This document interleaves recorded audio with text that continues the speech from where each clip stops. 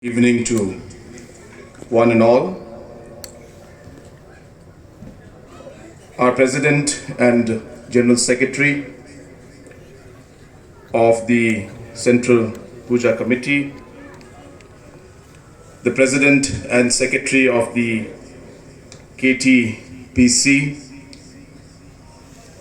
all the heads of different religious groups,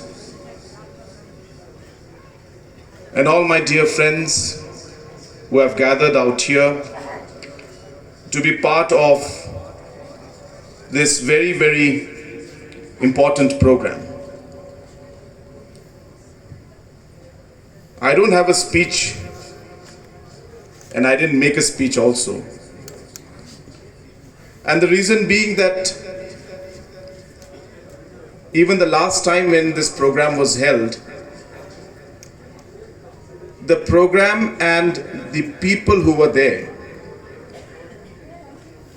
the picture that was captured of the different religious leaders on the stage together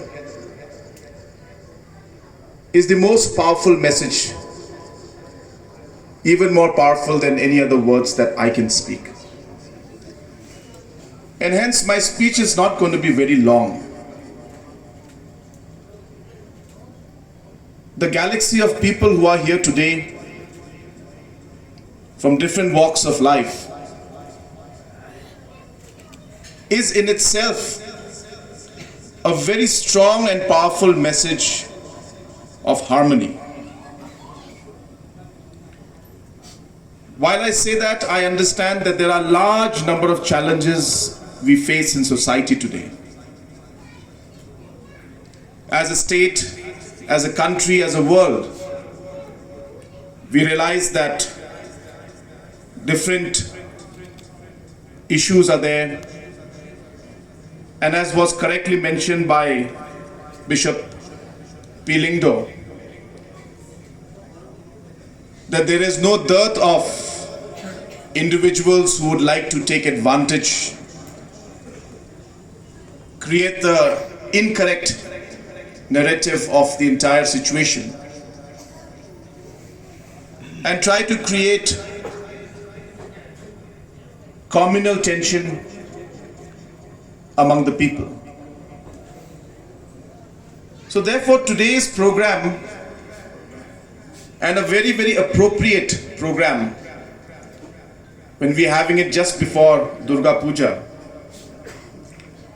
of having this kind of a harmony program, is in a way another message of victory of good over evil. And therefore it gives me immense pleasure to be here in this program today after a long gap, I should say, because of COVID. And as I had mentioned many, many years back also in the similar program, that this kind of program that we're having, the get together we're having, is a message that is going to be covered and appreciated not just in Shillong, but throughout the state and throughout the country. The message of respect, I was listening to Swami when he was speaking. He was mentioning about what Vivekananda had said 129 years back on this day. And the message that we could see that about tolerance he mentioned. And today, if you look at the entire scenario that we're facing, as long as we are having respect for each other, as long as we understand that we need to coexist together, live together in peace and harmony, by ensuring that we respect each other, that is the only way we will be able to move forward as a society. I tell a lot of people that in similar lines of what Swami was mentioning, that a lot of people talk about patriotism to me and try to give a color of negativity by saying that I love my people, so therefore I will harm others. I think being patriotic is somebody who loves and rightfully has love for their own people, their religion, whatever. And there's nothing wrong in that. The problem comes in is when you harm others or you look down on others just so that you want to make yourself look better. It's a question of how you approach it, in a negative way or in a positive way. And I think each one has a right to follow their own principles, their own religion. This is what our Constitution has given us. But while we do that, we need to ensure that the respect that needs to be given to other communities, other religions, that needs to be maintained. And today's meeting and program is that message. What Nabada has mentioned about how the CPC had come into being 29 years back, the message that was given during that time of peace and harmony, of respect for each other, and how different leaders had continued to support it and ensured that that spirit continued. And I'm so happy to see that it still continues, and it is, as he mentioned, our responsibility to ensure that even it becomes even more stronger as we go along. COVID was a big challenge for us. We faced numerous difficulties. And it was a great example that time that society showed, and all the religious groups showed a sense of responsibility and respect for each other when we came together, to show that even in the most difficult situations, if we put our head and mind and hearts together, we can overcome even the biggest and the most difficult challenge. And I thank the SAF, other religious leaders, the Rangbashnongs, the communities, the different organizations, who all came together during those very, very difficult and challenging times. And today, what SAF has become, based on the last 2-3 years of work, has become an institutional framework. I would urge Bishop Piole and others that this institutional framework that has been created, which is one of the most difficult things to do, because once you have an institutional framework, you have a system and a process that runs, it's easy to then work on different issues and aspects. Let this organization be there to, as mentioned by President of the CPC, to take up issues that are important to society.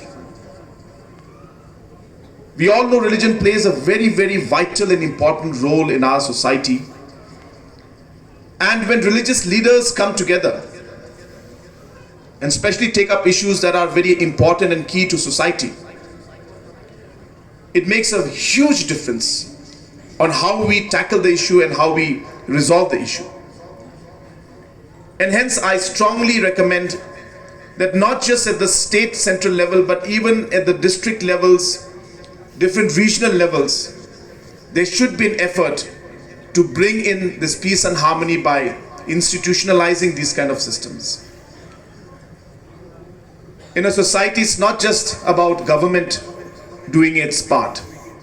In fact, government has a certain role to play, a limited role to play. Society is much, much bigger and much more important and larger than the government. In fact, government is part of what we do for society. But other stakeholders have an equally and maybe sometimes more important role in ensuring that society moves forward. Development happens. But if there is no peace and there is no harmony and respect in the society, no matter how many programs and schemes and developments we bring in, they are not going to make any difference. And hence today's program, and I'm sure that this program will not just end with this particular get together of harmony, but it will now proceed and become something, as I said, more structured, so that in different occasions this same kind of a harmony should be there. In different festivals it should be there. And more importantly, when it comes to society as a whole, we all be together to ensure that the peace and harmony is there in our state. From the government side, we have a large number of challenges. I don't deny the challenges. And it just requires one spark to start a fire. That's how sensitive sometimes situations are. And we have faced a large number of difficulties in the past.